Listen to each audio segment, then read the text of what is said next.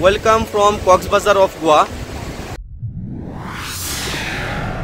হোটেলে কোনো মতো ব্যাগটা রেখেই জাস্ট একটু হালকা ফ্রেশ হয়ে 10 মিনিটের মধ্যে বের হয়ে গেছি, কারণ সূর্যাস্ত হবে কিছুক্ষণের মধ্যেই। তো এই সূর্যাস্তটা আমি কোলভা বিচ থেকে দেখতে চাচ্ছি। তো খুব দ্রুত আমাকে বিচে যেতে হবে, এখান থেকে 5-7 মিনিট লাগবে বিচে যেতে। এখন একদমই কোলভা বিচের পাশে দাঁড়িয়ে আছি। এই বিচে আমি 2018 সালে একবার এসেছিলাম, জাস্ট 1-1.5 ঘন্টার জন্য। আসসালামু আলাইকুম, welcome from Cox's Bazar of Goa.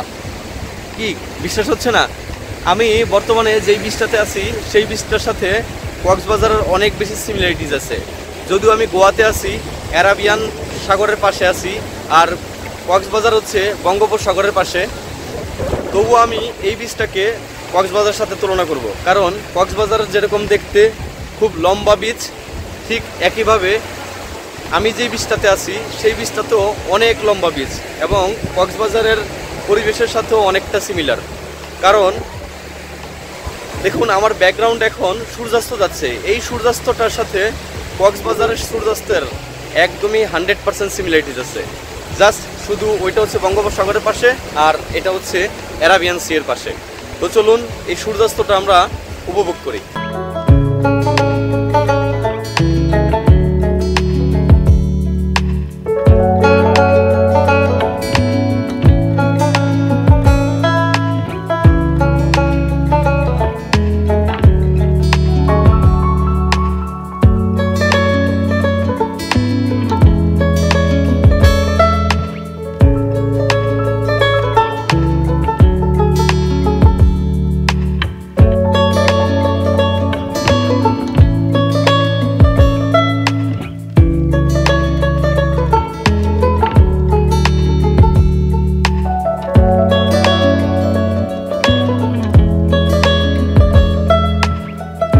এখানে বাংলাদেশি মানুষ হয়তো বা নাই বর্তমানে, তবে আমার কাছে এখন কক্সবাজার থেকে ছাড়া অন্য কিছুই মনে হচ্ছে না।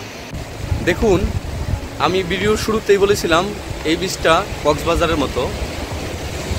দেখুন আসলেই কোনো সিমিলারিটিস খুঁজে পান কিনা, অনেকটাই কক্সবাজারের মতো।